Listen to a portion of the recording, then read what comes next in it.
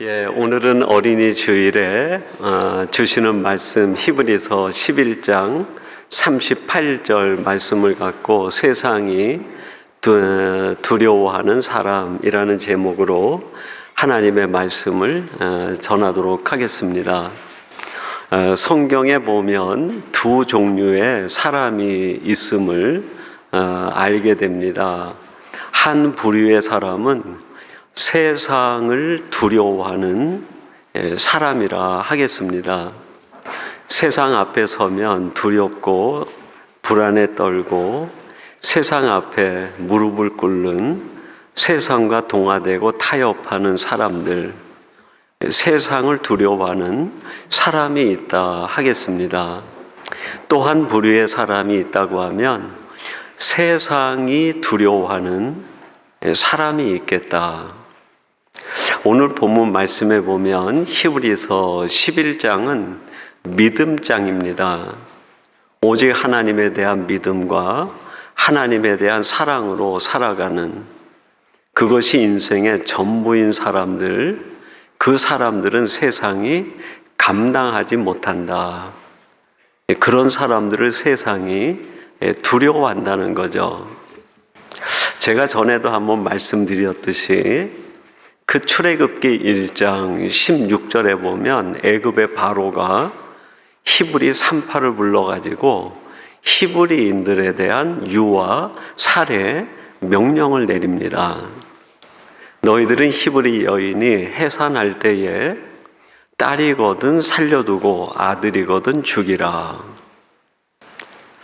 그 문맥을 보면서 저는 늘 궁금증을 가졌어요. 왜 바로가 유아 살해 명령을 내렸을까?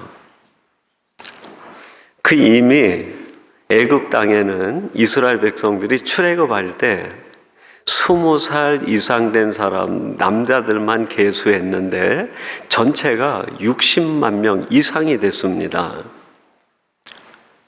히브리인들이 두려웠다고 하면 20세 이상 된 히브리 사람들은 전부 전투력이 있는 사람이에요. 이스라엘 백성들이 전쟁이 일어나면 군사들을 모집할 때 20세 이상의 남자들을 계수해서 군대로 편입을 시켰습니다. 가장 혈기가 왕성하고 전투력 있고 파워가 있는 사람들이 20세 이상 된 남자들입니다. 근데 그 남자들이 이미 애굽 땅에 60만 명이 있었던 거예요. 근데 이 애굽의 바로는 그 히브리 남자 60만 명이 전혀 두렵지 않은 거예요. 이 바로에게는 그 히브리인 60만 이상 되는 20세 이상의 남자가 위협의 대상이 아니었어요. 왜 이렇게 60만 이상이나 되는 그 히브리 남자가 바로에게는 힘없는 사람들로 보였을까요? 그들이 애굽에 430년 사는 동안 애굽화 되어버렸기 때문에요. 세상에 동화되고 애굽식으로 삶이 다 바뀌어버린 거예요. 나중에 이제 모세를 통해서 이스라엘 백성들이 출애굽을 하게 됩니다. 출애굽할 때 하나님의 명령을 따라 이스라엘 백성들이 자신들이 먹던 음식과 모든 필요한 것들, 양식을 다 챙겨가지고 나왔어요. 근데 그걸 가지고 신광야를 지나는데 한 달 딱 지났는데 애굽에서 가져온 먹거리가 다 떨어져 버린 거예요. 먹거리가 없는 거예요. 그러니까 모세를 향해서 원망합니다. 하나님을 향해 원망을 해요. 모세야, 내가 애굽에 매장지가 없어서 우리를 이 광야로 이끌어내서 이 광야에서 우리를 줄여 죽게 하느냐. 이렇게 굶어서 죽을 바에는 차라리 저 애굽에 있을 때 고깃가마 곁에서 그 사람들이 주는 고기를 마음껏 먹고 배불리 먹었을 때가 더 행복했다. 하나님의 선민이 돼서 하나님의 사람으로 살아가는 것보다 430년 동안 애굽에서 살다가 애굽화 돼버리고 나니까 늘 생각나는 게 애굽의 그 고기 가마 곁에 있었던 고기와 그 속에서 누리던 애굽의 풍요가 더 생각이 나고 그리운 거예요. 완전히 애굽화 돼버린 이스라엘 백성들의 모습을 보여주는 거 아닙니까? 이렇게 애굽화되고 세상에 동화되고 세속화된 그 사람들을 바로는 두려워하지 않는 거예요. 두려워하지 않는 거예요. 그들은 60만이 됐든 100만이 됐든 얼마든지 바로가 조종할 수 있는 사람이 돼버린 거예요. 여러분, 오늘 이 세상을 살아가는 우리들의 실존은 어떠할까요?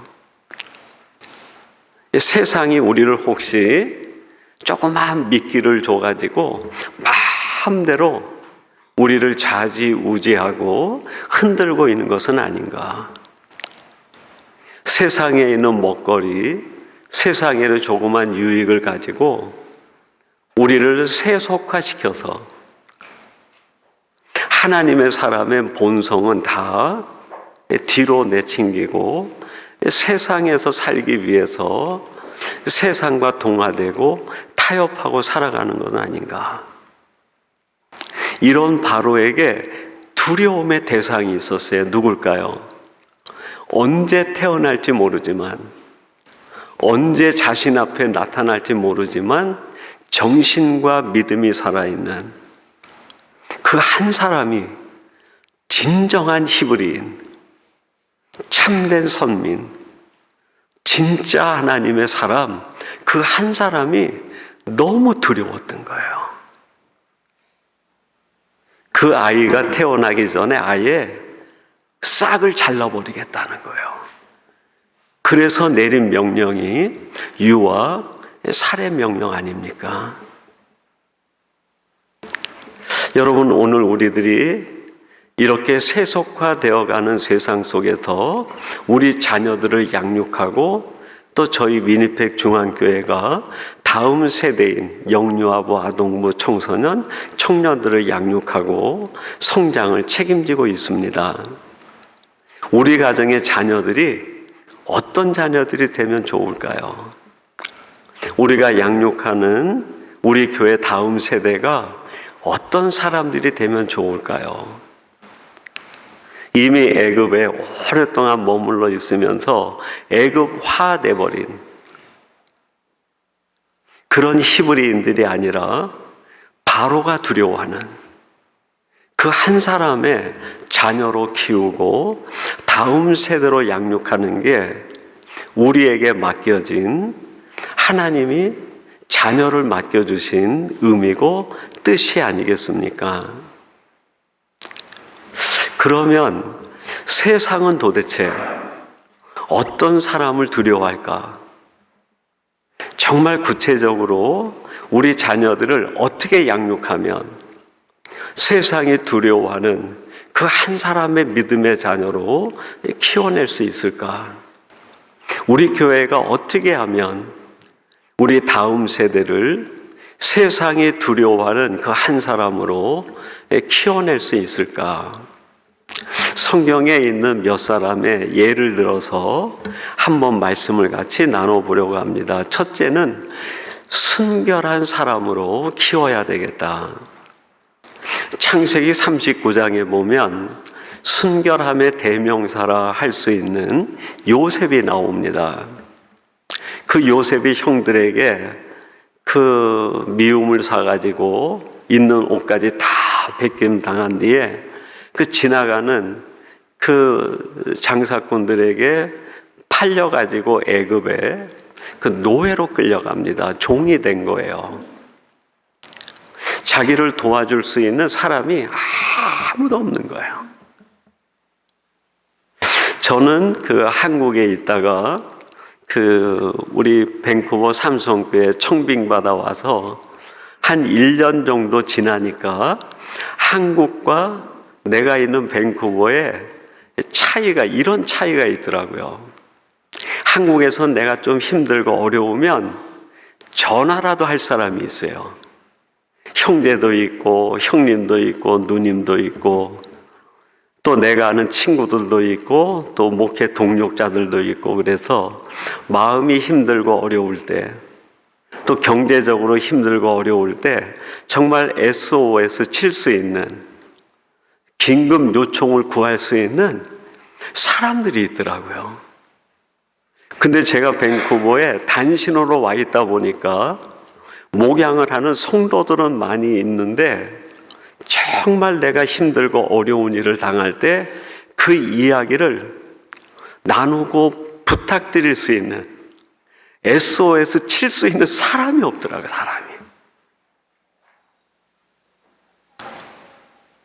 이민 생활에, 그 외국 생활이 다른 것도 어렵겠지만 제가 생각하는 어려움은 이런 외로움의 어려움이 아니었을까. 힘들 때 전화라도 해가지고 하소연이라도 하면 마음이 풀릴 텐데 사람이 없는 거예요. 그렇다고 뭐 교인들한테 전화를 해가지고 하소연하겠습니까? 아니면 동료 목사한테 얘기를 해가지고 하소연하겠어요? 그게 나중에 돌아 부메랑으로 내게는 또 하나의 가십거리로 돌아올 텐데, 그게 저뿐만은 아닐 것 같아요. 오늘 예배하는 여러분들도 이 낯선 이민 땅에 살면서 힘들고 어려울 때, 전화라도 한번 하면 내가 좀 마음이라도 회복이 되고 다시 힘을 얻을 텐데 하는 그런 생각이 들 때 전화할 데가 없는 거예요. 전화할 데가. 지금 요셉이 그런 형편 아닙니까? 형들에게까지 팔렸어요. 형들에게도 도움을 요청할 수 없는 거예요. 아버지는 이미 자기가 죽은 줄 알아요. 그리고 혈혈단신 그 애굽에 팔려가서 종으로 살고 있는데 누구한테 소원을 내밉니까? 아무도 나를 도와줄 사람이 없는 거야. 그런 그에게 유혹이 찾아옵니다. 여러분, 내가 가장 외롭고 내가 힘이 없고 무기력할 때 유혹이 찾아오면 쉽게 넘어가요. 내가 뭔가 다 준비되고 갖춘 게 있고 내가 단단할 때 유혹이 오면 그걸 담대하게 막아낼 수 있습니다. 근데 내가 아무 힘이 없을 때, 내가 완전히 무기력에 빠져 있을 때 어디로부터 이렇게 유혹이 오면 사람들은 쉽게 넘어가요. 근데 요셉은 어땠습니까? 그 힘없는 무기력 상태에서도 유혹이 왔을 때 자기의 순수함을 지키는 거예요. 순결함을 지킵니다. 내가 어찌 이 큰 악을 행하여 하나님께 득죄하리까. 정말 여러분, 명문 아닙니까? 이렇게 아름다운 고백이 성경 또 어디에 또 있습니까? 내가 아무리 약해도 하나님 앞에서 내 순결함을 지키는데 이 악을 행하여 내가 어찌 하나님 앞에 득죄하리까? 여러분, 우리 아이들이 이런 고백을 가지고 수 있다고 하면 우리 부모님들은 그 아이는 세상 어디에다 내놔도 돼요. 어디에다 내놔도 돼요. 아이의 마음속에 이 순결에 대한 자기 고백이 있다고 하면 아무리 외롭고 고독하고 어려운 상황에 있어도 그 아이는 거기에서 넘어지지 않습니다. 무너지지 않아요. 이런 요셉 앞에 누가 무릎을 꿇습니까? 애굽이 무릎을 꿇는 거예요. 바로의 꿈을 나중에 해석해 주었을 때 바로가 뭐라고 말합니까? 애굽 온 청지에 이렇게 하나님의 영에 감동된 사람을 우리가 어디서 또 얻을 수 있겠느냐? 그 요셉이 가장 존귀한 자가 되는 거예요. 그리고 그 요셉에게 애굽의 모든 걸 맡깁니다. 여러분, 우리 아이들의 미래에 대한 가장 뛰어난 경쟁력은 순결함에 있다. 저는 그렇게 믿습니다. 두 번째로 세상이 무릎을 꿇고 두려워하는 사람은 믿음의 사람이라 하겠습니다. 오늘 우리가 함께 봉독하고 나누는 히브리서 11장도 믿음장이라고 하지 않습니까? 그래서 아브라함 때부터 쭉 믿음의 사람을 열거하고 38절에 뭐라고 말합니까? 이런 사람은 세상이 감당하지 못한다. 믿음이라고 하는 것은 뜻을 세웠다는 거예요. 내 중심을 오직 하나님께만 두기로 뜻을 세웠다라는 게 믿음입니다. 세상에 아무리 나에게 많은 유혹과 좋은 것을 얘기를 해도 내가 거기에 눈길도 주지 않겠다는, 오직 내 시선은 하나님께만 두고 살아가겠다는 결단입니다. 이렇게 뜻을 세운 믿음의 사람을 떠올리게 되면 저는 다니엘이 떠올라요. 다니엘, 요셉과 다를 바 없이 그 나라가 다 바벨론에 무너진 상태에 포로가 돼가지고 바벨론에 끌려간 거예요. 그리고 이 다니엘과 세 친구가 아주 영악하니까 그들이 아주 뛰어난 아이들인 걸 알고 느부갓네살이 그를 선택을 합니다. 왕에게 선택이 된 거예요. 자국민도 왕에게 선택되는 일이 쉽지 않은데 노예로 끌려온, 포로로 끌려온 다니엘과 세 친구가 왕에게 선택됐다는 것은 이건 어떻게 보면 출세의 길이 열리는 거 아닙니까? 그 왕의 말만 따르면 그 앞엔 그냥 꽃길이 열리는 거예요. 그 다니엘과 세 친구에게 왕궁에서 자신이 먹는 산의 진미와 자신이 거하는 궁궐에 거할 수 있도록 특별 대우를 해줍니다. 모든 사람들이 바라는 그게 이루어졌다고도 볼 수 있어요. 근데 다니엘과 세 친구가 거기서 고백하는 게 뭡니까? 나는 뜻을 정해서 이 바벨론의 왕이 주는 사내와 진미 그 포도주로 나를 더럽히지 않겠다. 오직 내 시선은 하나님께만 두고 살겠다는, 내 생명을 좌지우지할 수 있는 분은 저 왕이 아니라 나를 지어 세상에 보내신 만군의 여호와 하나님이라는 고백이에요.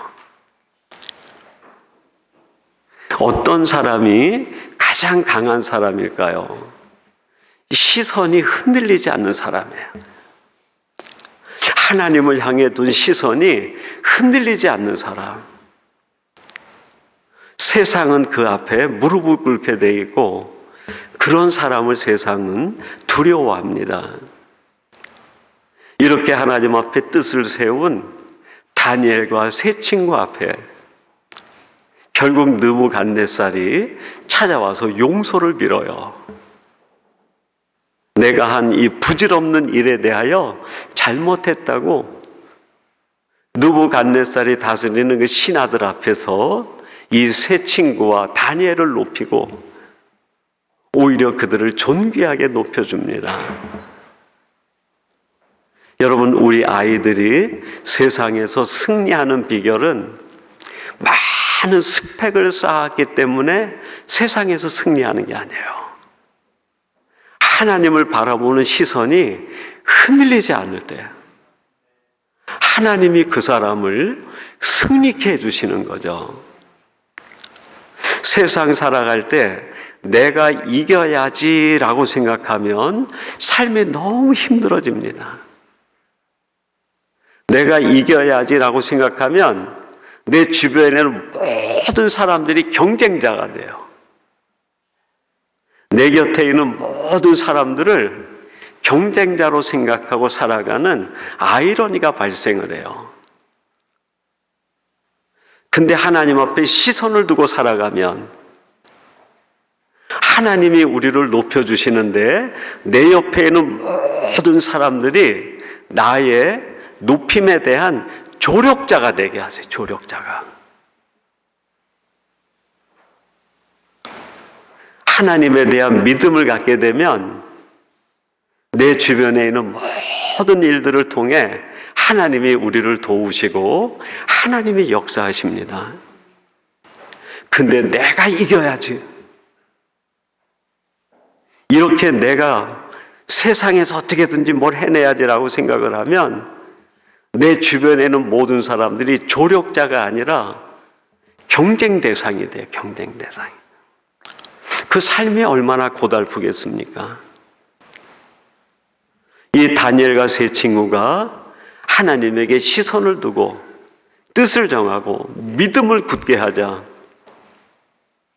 그 수많은 사람들이 이 다니엘과 세 친구를 무너뜨리지 못하고 결국 그 땅에서 하나님이 세우시는 총리로서 그 이름과 명성을 뛰어나게 날리게 합니다. 또 하나 세상이 두려워하는 사람이 있어요. 어떤 사람일까요? 삶의 이유를 발견한 사람이에요. 다른 말로 얘기하면 사명을 가진 사람이라 할 수 있겠습니다.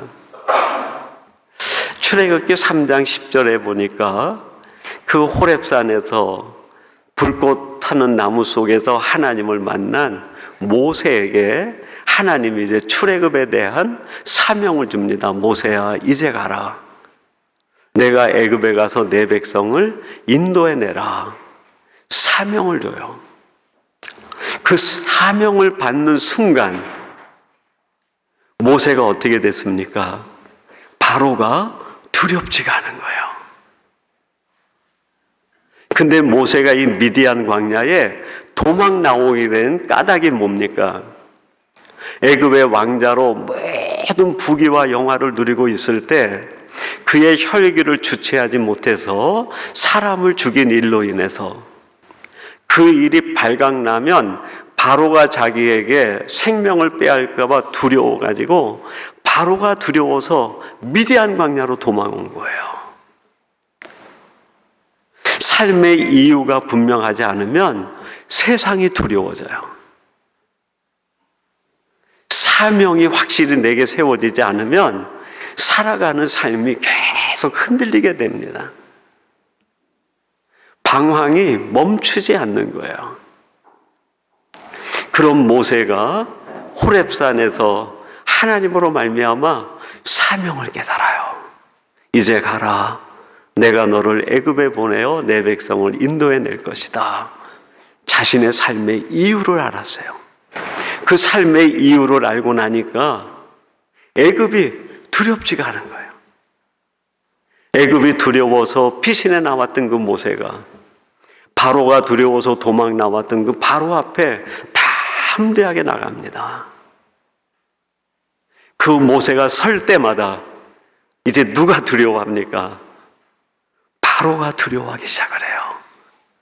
바로와 함께 했던 모든 신하들이 두려워하기 시작을 해요.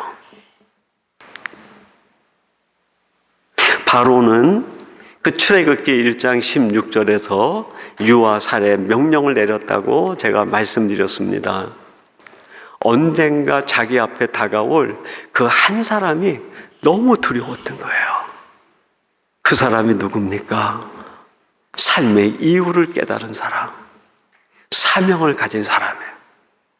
저는 지금도 세상은 이런 신앙인 앞에 두려움과 무릎을 꿇는다고 생각합니다. 그래서 우리 자녀들이 이런 자녀들이 되기만 하면 우리 교회에서 양육받는 다음 세대가 이런 세대로 일어나기만 한다면 여러분의 자녀를 통해 하나님은 무궁무진한 일을 하실 것이고 우리 교회에서 자라는 다음 세대를 통해 하나님의 큰 뜻이 이루어지지 않겠습니까? 여러분의 자녀들이 이렇게 세상이 두려워하는 자녀들이 되시고 우리 교회에서 양육받는 다음 세대가 이런 세대가 되기를 주님의 이름으로 축원합니다. 우리 같이 기도하겠습니다. 하나님 아버지, 오늘 주시는 말씀을 통해 세상엔 세상을 두려워하는 사람과 세상이 두려워하는 사람이 있음을 알게 해주시니 감사합니다. 혹여나 우리들이 세상에 동화되어 세상을 두려워하는 사람 되지 않게 하시고 오직 하나님 앞에 순결과 믿음과 사명을 깨달아 세상이 두려워하는 그 한 사람 되게 주옵소서. 우리 가정의 자녀들이 이러한 자녀들 되게 하시고 우리 교회에서 양육받는 다음 세대가 이런 세대가 되게 해 주옵소서. 예수님의 이름으로 기도하옵나이다. 아멘.